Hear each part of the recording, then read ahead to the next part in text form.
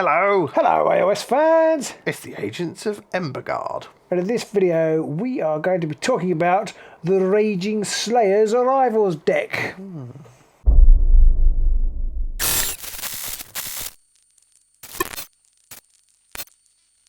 I would love to know how they come up with their names. I wonder if they have like a And the one-arm symbols. bandit. The symbols are terrible as well. It's like, oh, let's have a red graspy hand. What should we put on this? Let's put a red fist. Yeah. Like, come on. And before that, it was like, everything's got to have a skull on. But anyway, we'll move on from that one. But it's an interesting deck, I think. I think so, yeah. It's like aggro, but it's got some solid accuracy buffing going in there. There's definitely some of the aspects of this is more geared towards elite warbands who are going to have. I think so. We'll discuss out. why. Yeah. But I do feel like charging out is going to be really important to get the best out of this, or to get the best out of the objective suite. Anyway, which we'll talk about. So you do get some accuracy buffs, but they come at the expense of some positional buffs because people can push you about. So it's a bit like the old Breakneck Slaughter. Reminds me of. You're not going to be pairing this with Emberstone. No.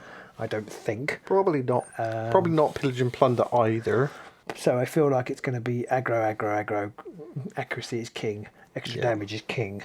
But I don't know how much this will shake up the meta because whenever we have a plot card, Got a plot card. we have to compare it to Countdown to Cataclysm. And is this better than Countdown to Cataclysm? Probably not. I don't think it is. Again, we've only looked at this, we've only played a couple of games with it. There might be scenarios where it is better than Countdown to Cataclysm.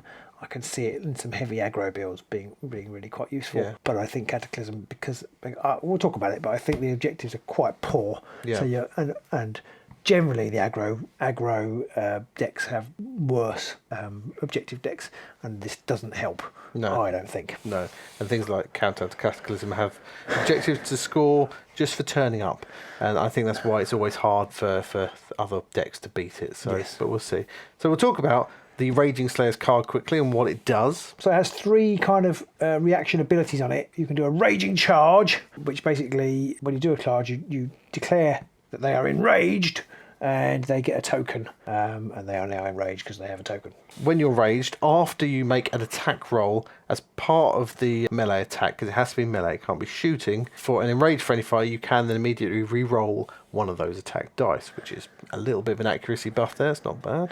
No, it's kind of curious. You can make the charge with a rage attack and become enraged, but you then can't use the enraged to get the dice on a rage attack, which is kind of curious. And there are reasons why you might want to do that, because some of the objectives key off having rage token, enraged rage tokens, being enraged, having rage tokens. The flip side to that is when you are then in return attacked back, if you're not pushed back or grappled, your opponent is allowed to push you or directly away from the attack. So they just completely miss. Yeah. They can still push you, and it's quite key. It is a push and not a drive back. Yes. So even if you're on guard, you will still be moved. Yep, because guard stops drive back, but it doesn't stop pushes. So you're really not guaranteed to be able to hang about where you want to be when your opponent's attacking you. And your opponent's attacks don't have to be melee either. They can be ranged. They can shoot you and move you. So it's kind of interesting. I think on balance, it's probably better because obviously a reroll on a dice is strong.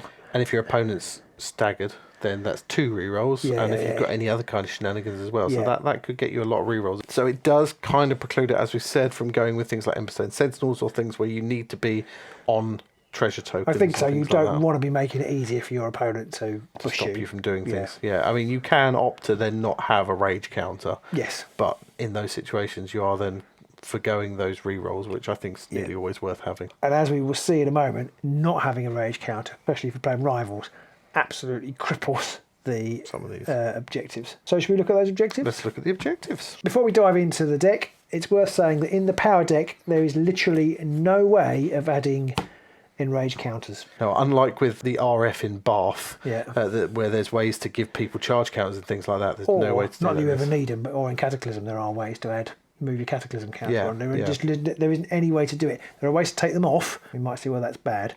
So it's worth iterating again. I think the only way to become enraged is to charge. Is charge, yeah. It's not attack, it's charge. You do actually have to have a charge counter as a result as well. So that is another slight drawback of the deck, because you have to make a charge with the fighter, which means you might not be able to use them later, that kind of thing. So there are some negatives, and like I say, there is no way of suddenly becoming enraged. So of the objectives, there are 2 repeats from other decks in here. There's Best Foot Forwards, which is a surge, which you score immediately after a friendly fighter's successful attack if the fighter has any charge tokens that is in enemy territory. So that's a nice surge card. Pretty solid. It's an easy score. It's an easy to score card. Similarly, well, not easy to score from your end, but not every end. There's Unrelenting Massacre, which we saw in fact, both of these cards are from the Reckless Fury deck. Unrelenting Massacre is everybody has charge, which is pretty easy to play around. I mean, you're going to be doing it because you're going to be charging.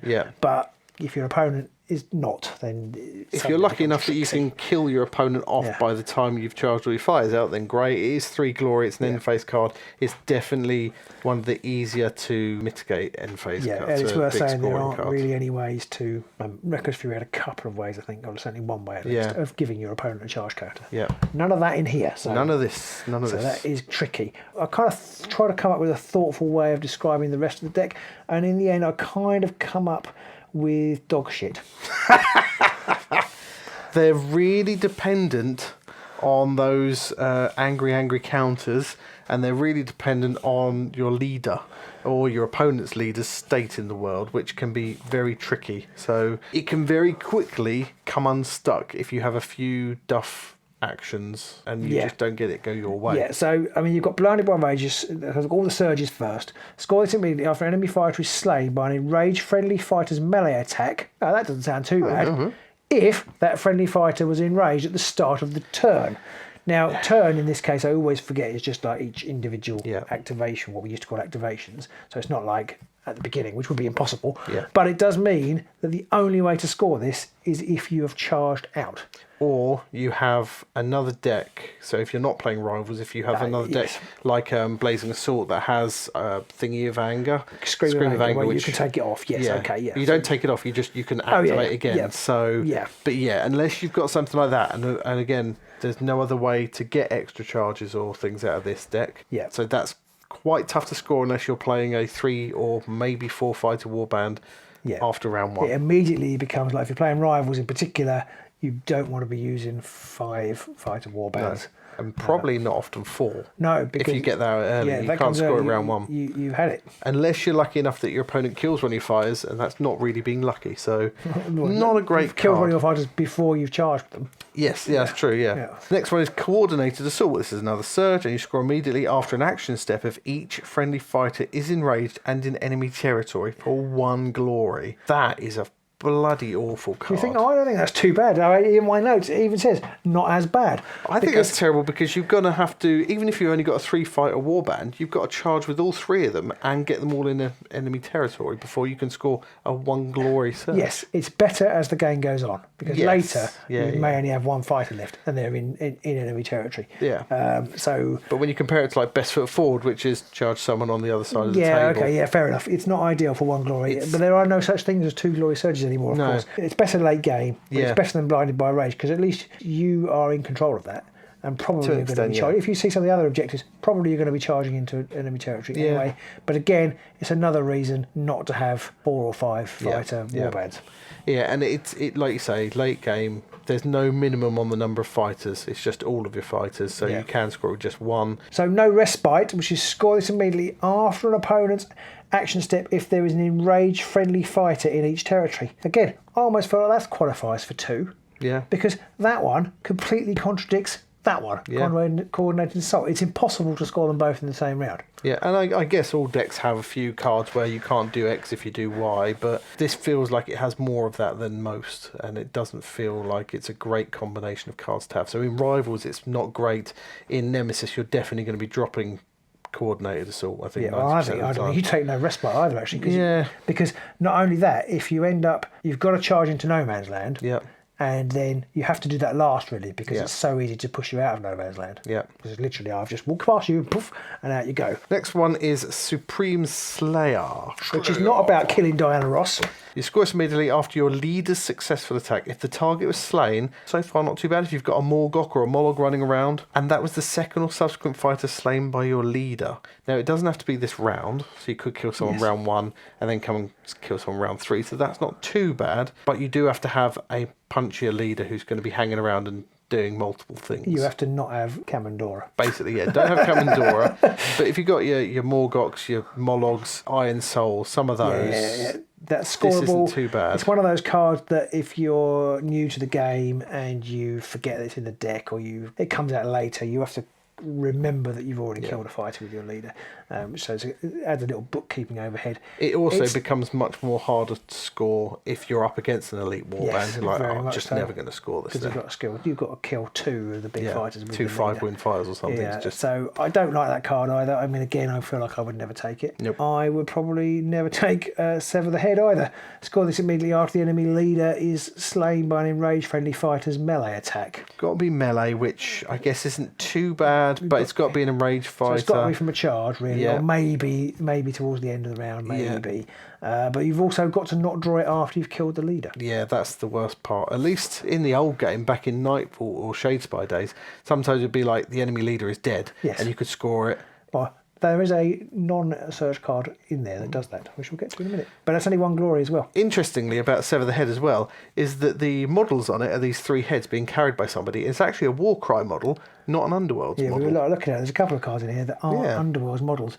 I don't know if there are any cards in previous sets that aren't Underworld's models, but it's weird that we both thought, I don't recognise that, and had to look it up. And there were a few where they've got some, like they've got the table. Yes, but that's just a model of the. It's just it's on the card. So exactly, and that kind of made sense because it was for one of the Emberstone hold objective cards. I don't think that means we're seeing this guy in Underworld. No, it would be quite cool if he did. He's quite a nice model, but it's just odd that they did that, and we noticed it almost straight away because we know most of the models, and we were just sitting there for ages going, pretty sure that's not an Underworld's model. Is it a new model coming? And then we found it online. So it was very exciting. So they are the 5 surges, and I don't think I've seen a collection of quite such terrible surges. Challenge: are there worse collections of surge objectives in any of the other decks? I think most of the other decks at least have a couple of surges which you go, they're good, the rest are dog. Yeah. But in there, like maybe the only one that's of them, good is the one we've already seen before. Yeah, so the rest are quite bad. Then we go on to the end of round cards.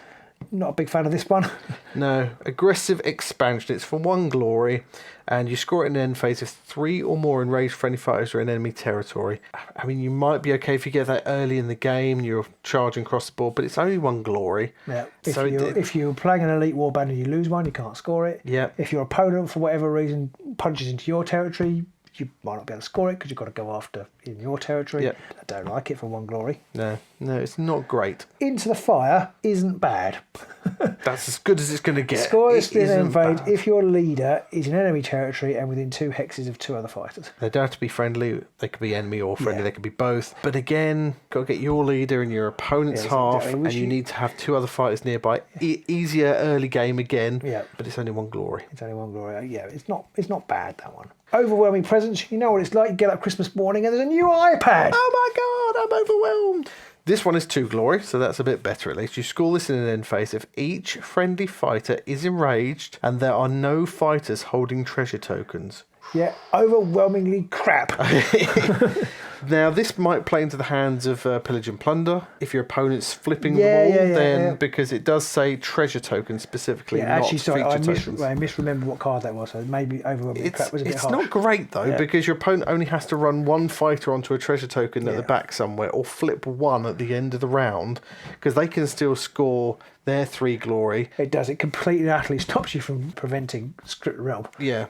So it's not great. I wouldn't take that one, to be honest. Yeah. No, I don't think I would. I say it isn't too bad. Actually, there's an even worse one. Here we go.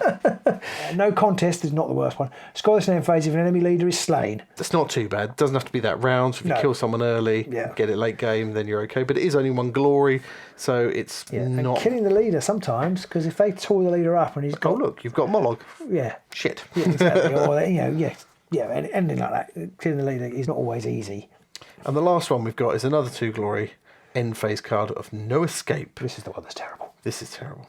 Score this in an end phase. If each friendly fighter is enraged, okay, so far if you're charging a lot, that might not be too bad, and in enemy territory, okay, I mean, you're going to be charging across, so maybe that's okay, and no enemy fighters are in your territory. It's like shit denial. It's like a really shit denial with Unrelenting Massacre sort of thrown in a bit. Just, but if the stars align a bit for you and you've killed nearly all your opponent's fighters and you've kept them back because you've just been pounding them relentlessly and they haven't been able to run anybody across the field, then maybe you're going to do all right at that. But at the most, you do all of that and all the stars align and you get 2 glory for it. That's a 3 glory card, surely. I mean, there aren't very many times when your opponent... I mean, that's why nobody takes denial, because there aren't very many times when your opponent has just squeaked in, especially with the preponderance of Emberstone and PP. Yeah. People are running into your half, they're flipping your objectives. And whilst that's great that you can just say, cool, I'll just stand here and punch you in the face on my doorstep instead, it's like you've got to get on your opponent's side. Yeah. So that doesn't help you with that. Yeah, and you have to be enraged. So not only have you got to get over, you've got to get over and charge. Yes. Not ideal. So I don't think really any of these cards... we've said this is a nice card, it's a challenge but it's a good reward or anything like that. Nearly all of them are like, at best, it's like it's an okay card. Now I don't think that these are as bad as the Realmstone Raiders, but they're not. I mean, I'm not sure. It's close though. At least the Realmstone Raiders, it might happen. Right? I just feel like somebody. I don't know. I don't know. I just feel like I haven't gone through it the cold light of day. I suddenly feel less bad about some of the results of our tester games. Yeah, they're not fantastic because they're really quite hard to score. Yeah, and you only need like a. I think I was on to do one of them, and then you kill my leader. Right? Yeah. Okay. Well, great. I didn't. And not only that. If it completely precludes you from a 5-fighter warband. Yeah. You will not do well with this deck with a 5-fighter warband at all. I don't think so, no. Certainly not early doors. Not with the objectives anyway. If you take like a majority of another deck's objectives and you use this for the power card, then maybe. But let's talk about the power cards. So in here, 2 of the cards are repeated, but that's it. 2 of the upgrades, and that is all. Yeah, all of the ploys are new and unique to the deck. We've got Agile, which enables you to re-roll a save dice, and we've got Keen Eye, which is always nice to have when you're trying to punch people in the face. Yep, gives they you are +1 dice. Good cards. It is worth noting that there are no greats in this deck. However, there are greats in lots of other decks. Yeah, so there's plenty of other greats around. Fortitude, I discovered, is in 5 decks. I was thinking 5 different decks. That is the one I think the card that is in the most. Yes, it is great. Keen Eye's in 4. Okay, there are 3 notable ploys, and they're notable because they allow you to spend your rage counters, take your rage counter off. Which is a double-edged sword. Yeah, because they're pretty good, but if you take them off, then a lot of these objectives are even harder to score than they were already. Because bear in mind, to get a token, you have to charge, which means you can't charge to get another token again. So you've got to be happy to know that either if you're playing Nemesis, that you've got a card which enables you to charge again, there's not many of them around for good reason, or you're just going to have to sit and go, I want to use this card, therefore I know I'm not going to score. If you've got them in hand, I'm not going to score some of these objectives, which isn't a great place to be. No. So you've got What Pain, pick up to 2 enraged friendly fighters, heal those fighters, then remove their rage tokens and give them a stagger token. I'm not sure I'd actually ever take that. It's in this category. Healing 2 fighters is good, but you're using 2 rage counters, which is even harder to replace. And they're staggered, so it's kind of like maybe right at the end of the turn. I was going to say maybe that's right at the end of the round. Maybe, but But it is two heals, which you don't get much you of, don't very which often isn't get bad. 2 heals. But it has a suitable downside for it. Venting Strike plays immediately after you pick a melee weapon as part of an attack made by an enraged friendly fighter. That weapon has +1 attack dice for that attack. That's effectively determined effort. Yeah. But then immediately after that attack, you have to remove the fighter's rage counter. So. Again, it's a bit of a double-edged sword because they have to be enraged to use it. Our first tester game, I had that in my opening hand. I thought, brilliant. And I charged and I used it. And then at the end of the round, you couldn't score several of your objectives because you're like, all the fighters have these. Bugger. Yeah, exactly that. The one card I think that might be worth using is Knife to the Heart. Pick an enemy fighter that is not vulnerable and that is adjacent to an enraged friendly fighter. Inflict 1 damage on that enemy fighter. Then remove that friendly fighter's rage tokens. That, 1 damage is 1 damage. Yeah, 1 damage is always nice to have a ping damage. You can't use it on a vulnerable fighter though, so you can't kill someone, but ping damage is always nice, and there's no real requirements to this other than you've just have to charge up next to them to start with. So, interestingly, this is another card that has artwork on it that is not from an Underworlds model. We found it. It's one of the Dark Elf or whatever they're called now, the Melisai, the Snake Lady ones. Okay. But again, it was another model where we were looking at the card and going, I've never seen that before. And there was a brief moment of, could that be a new model? And then no, it's not. Yeah. This one is interesting. It works quite nicely with the new warband Commandoras because of their her bleed mechanic. So you can charge in, maybe do a damage to a 3-wound fighter. Yeah. Give them the bleed token, Yeah. which means if they do anything, they lose a token damage, and then do that, so then they're on 1. Yeah. And then suddenly they're vulnerable and they can't move. And they're like, oh, I guess I'm stuck here for a turn now then. That definitely has utility in certain warbands. I quite like that card. Yeah, It's probably my favourite in the whole deck.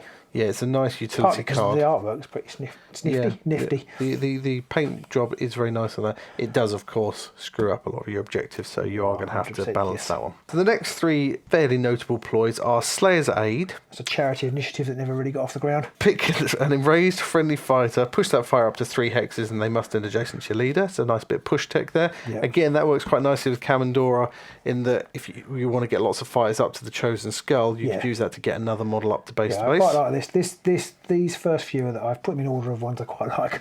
And another thing with Slayer's Aid, that even if you're not with Commandora, is if you've got like your Morgok or something like that, with 3 fighters getting that additional move to be able to then do it. Yeah. You could possibly even combine that with like Commanding Stride. So you could command stride your leader up 3 and then quickly shove one of your other They fighters have up to 3 be as an well. enraged friendly fighter, so That's true. you can't push and then attack or push Yeah. and charge.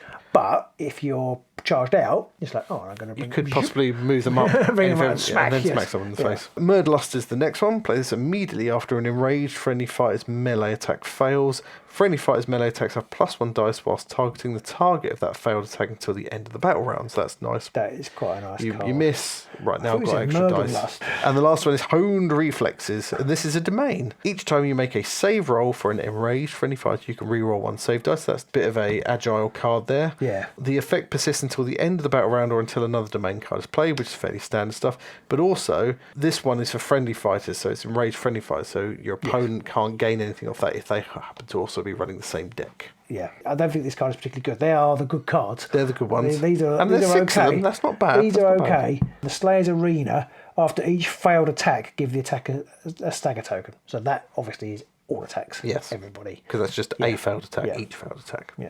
But that is annoying that it's a domain, so you've got 2 domains. So if you're playing rivals, you might find you've got both of those in your hand. Actually, And then, 3 domains. oh, there 3 we go. domains, because this one, I think, is mega rubbish. Oh, yes, and this is the 3rd domain, Wrongfooted Stance. If a fighter enters or is placed in a stagger hex, so that's 2 of them in total on the entire board, give them a move token in addition to a stagger token. Who's taking that? No one's taking that, whatever. Just never ever. The only time that's going to happen really is if you happen to run into a stagger hex yourself, in which case you're already going to have a move token. You don't care. Yeah. Or somebody stand next to it and you punch them into the stagger token, in which case about most of the time... only time. Yeah, and even then it's like, but they're probably going to still be close enough to hit you back or use move shenanigans or stuff like that. It's not great. No, it's terrible. The next one is Adrenaline Rush, which on the surface seems quite useless, which is pick 2 enraged friendly fighters and remove their stagger tokens. Yeah, I almost feel like this card is a hangover. Do you remember Breakneck Slaughter? Yeah. Which was like, get an extra move or something, but at the end of the attack you were staggered. Yeah. I almost feel like they were going to do that. Yeah. And I thought, well, have this card in there because you can take the stagger tokens off. Yeah. That would be really good. And then they changed it, And they then didn't. they forgot to change this card. Yeah. Because, you might get some stagger tokens. There's a card coming up that gives a stagger token. You might, in some crazy world, have run through a hack there and got a stagger token. I don't know. You might be running Pillage and Plunder for some reason. Yeah. That makes not really a lot of sense, but... Yeah, it could have some utility. I just can't ever see it being in your top 10, 12 cards that you're going to pick. It's also got to be an enraged fighter as well. Yeah, you're not likely to be pillaging with enraged fighters, are you? Probably not. It's a funny card. You could use it with the next card, which is Senseless Haste. Senseless Haste. Friendly fighters have +1 move in the next turn. After any friendly fighter's move in your next turn, give that fighter a stagger token. Could be useful in that if you've got a slower, more hard-hitting warband, you use that so you can get across the board quicker. Yeah. But you've got to have both those cards in hand at the same time for that to be useful. You could use it with Hexbanes. Move both the dogs an extra move and then stagger them both and they'll just die really fast. Yeah. So it kind of seems a little bit pointless to me. Neither of those cards on their own. I mean, Senseless Haste isn't a bad card with the +1 move.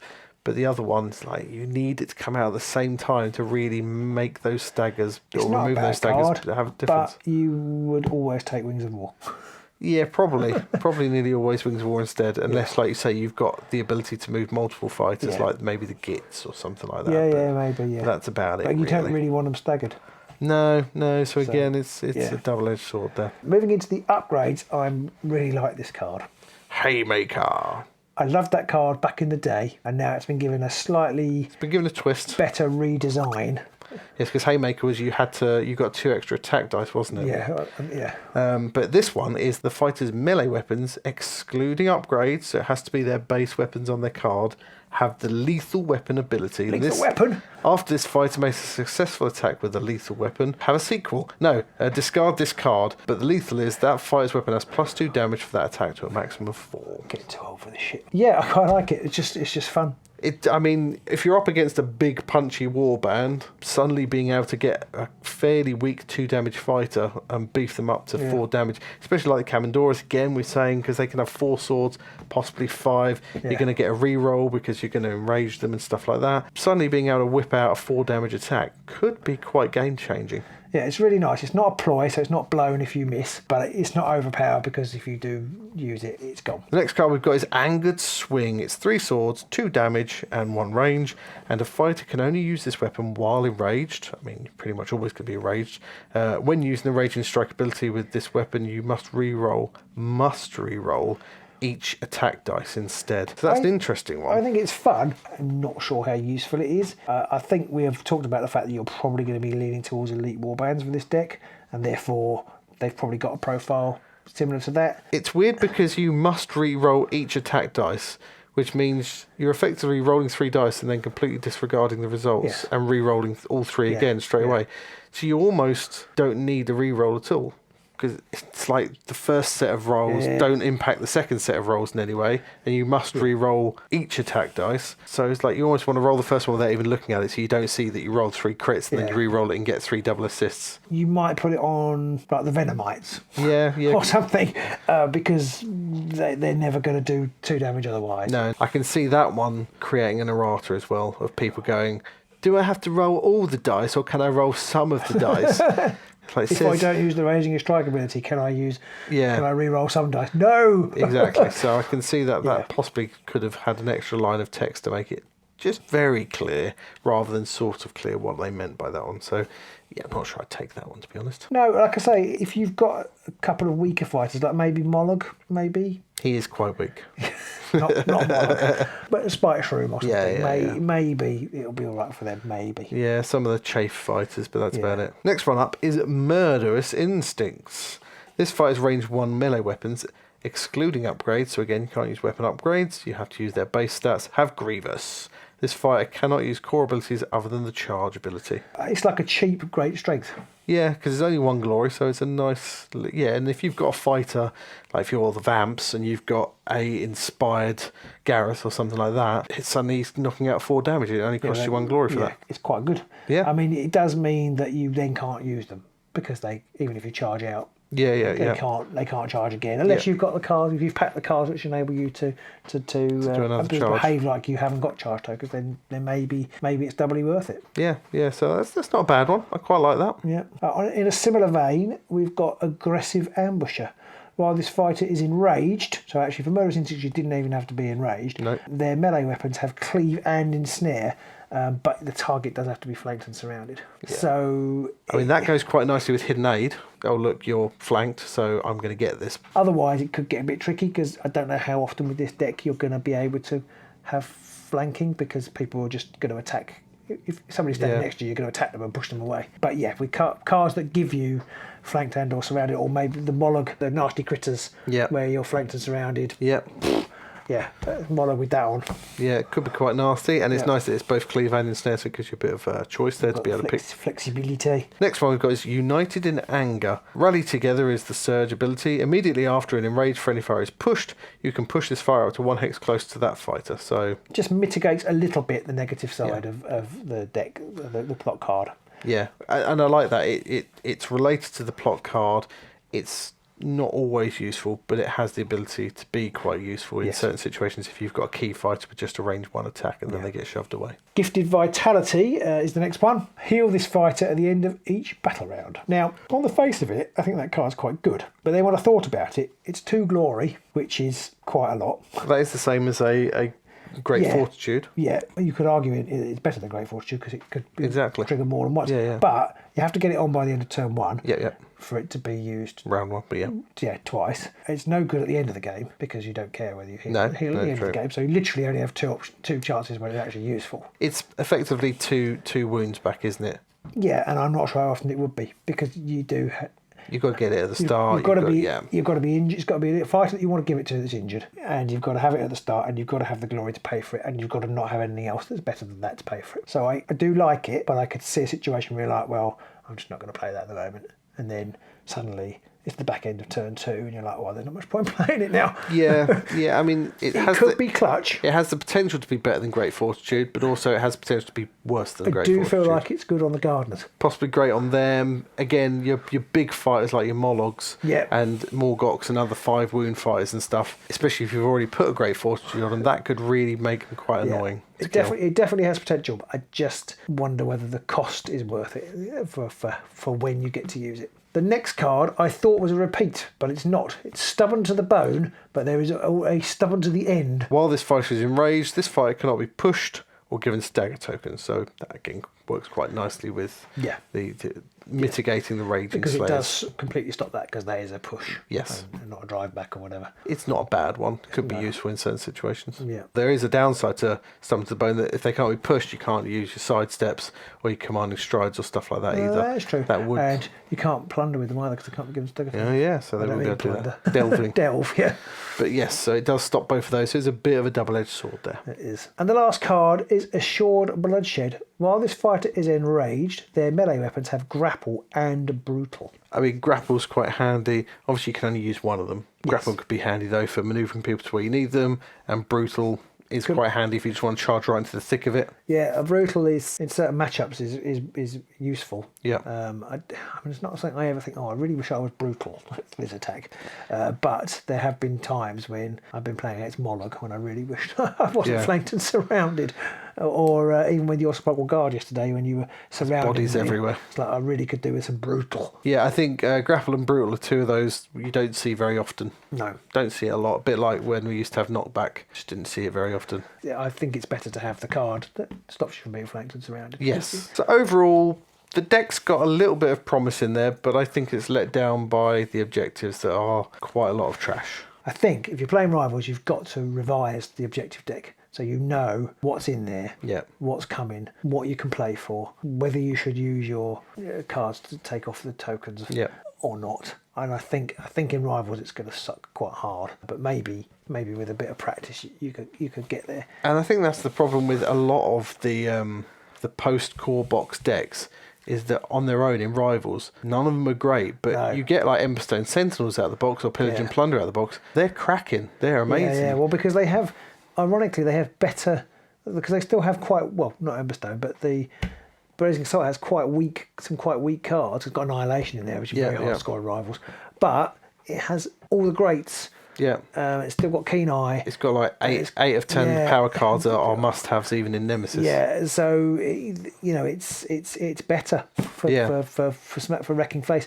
I think this has potential, but I think it's gonna have to be carefully worked out because I think something with Blazing Assault or Reckless Fury or something that you can turn all your fighters into killing machines, the extra 1 re-rolling attack dice is going to be really big. Move shenanigans so you can get supports in to make those rerolls even more better. Yeah, even more better. Even more better, yeah. More effective, that's the word I wanted. Yeah. Anything like that, I think this could be good. You're definitely looking at most a 4-fighter warband, so you've got the Crimson Court, you've got any of the Stormcast warbands. I do think the Crimson Court could be pretty good with it because they're quite accurate, aren't they? Yeah, there's Drom as well. Yeah. Drom can be horrifically accurate. Yeah. Morgox, obviously, I think said. Yeah, I'd love to see whether Imogen can do anything with it with the Thricefold Discord. I feel like it counts against it because Vexmore doesn't want to charge. It feels like you're always going to want to charge last. That's the last thing. If you charge him at the end, then maybe it's all right. Yeah, possibly. And then Lasavir with rerolls feels busted. It's going to be horrible, yeah. Yeah. And I think that as well, you could be looking at like the Headsman's Curse maybe, because there's 4 fires in that one, and the big lad gets a reroll built in. That could be quite useful. Yeah, that's true. So yeah, there's that aspect I never as played well. them really, so yeah, I'd forgotten all about them. So there's that. There's a few others in there, but definitely no more than 4 fighters. Ideally 3 with some built-in movement shenanigans, because Morgok has the one where you can push the other 2 blokes in the power stack and stuff, which could be quite helpful. Be interested to see where this starts to bubble up. I don't know if it's better than Reckless Fury or not. Well, not as is, because Reckless Fury's got all those banned and I mean, cards. in Nemesis format, But I'm not sure. In the current format, it might be. I think if you wouldn't want to pair them together, I don't think, because I think the objectives would be terrible. You'd have absolutely no options at all. I think if you're going aggro, you're always going to take BA. I think so. Blazing Sword is always your number 1, but this might be another nice number 2 option to go with it rather than Reckless Fury. I think so. My initial play around with it weren't great. But that's because we paired them with a 5-fighter warband, which didn't help. No, and also I was trying where I basically said to myself, where I'm not sure what to take a new card. Yeah. And then I did then get a bit stymied because of some of the objectives. I don't know whether obviously the Lizard Men would also be very good for this. Yeah, I was looking at the Lizard Men today with it. And they are pretty solid. The problem you only have is that you've got the Venomites. But they probably die early. Yeah, that is true. Probably. They're going to charge in, your opponent's going to kill them, just get them out of the way. Yeah. And even if they don't, you could charge with them. Yeah, they're always a bit of an issue, the Venomites, but actually they quite often die. Possibly if you've got a 5-fighter warband with some weaker models that you don't mind dying early, so maybe a tunnel pack. Maybe Commandors if you... Well, Tunnel Pack, of course, you can blow up one of the fighters. That is true, yes. You can willingly get rid of one of the fighters without having to try and do anything, although you can't do that in the first round, so you do need someone to die. Yeah, but the wheel with the reroll is pretty terrifying. So is Zikic, because he's pretty tough, especially once he's spied. Especially if you get some assists on those attacks. So there are potential there. I think it's all going to be, like it always is, it's all going to be what you pair it with. Yeah. Obviously you can't pair it with Cataclysm. No. I don't really feel like you can pair it with the positional ones. No. Pillage and Plunder and Emberstone Sentinels, it just goes too much. So look out for Pillage and Plunder, this deck being the World Championship winning deck. No, I'm keen to see what it's going to do with more aggro. I'm definitely keen to try it with the Crimson Court or Morgok to see just how bashy and bitey they can be with it. I kind of feel like this could give the changes to the Crimson Court and this deck could give them a whole new kind of lease of life. Yeah. I do feel like that. Because doesn't he roll 4 hammers? Duvet, he inspires to 4 hammers. Yeah. I feel like that with a reroll is quite good, and then Gorath with his ridiculous damage output with a reroll. Yeah, Gareth when he's inspired, he's rolling 2 hammers, but he does 3 damage, and you've got the Great Strength Light in here, so he can use that and be doing 4 damage, much cheaper than normal. With a bit of Keen Eye, maybe, Keen Eye and a reroll. Could be quite nasty. What do you think? Can you see that actually Kyrani's Razors are the warband for these guys? I don't know. You tell us what you think based on what we've told you and what you've seen. I guess people will write it up, and GW will probably spoil stuff. And no doubt it will be on Underworld's DB almost immediately after this video has gone live. Yeah. Do let us know in the comments below if you're looking forward to a particular pairing with this, with a particular warband or deck. We're always keen to see what other people's ideas are. Have you spied any potential little tricks in there with these absolutely woeful objective cards? Yeah, maybe I've completely missed the boat. I don't think so, though. They do look quite bad. As always, don't forget to click that like button. And click that subscribe button. And ring the bell so you get notified of all the new videos that we release. And if you are enjoying our content, please do consider supporting us on Patreon. We've got our Agents Con coming up. If you live in the UK, you come along to that. We do all sorts of things. We chat on Discord all day, and we'll no doubt discussing all this stuff in depth with our patrons. So we'll see you soon, probably in the Embergard.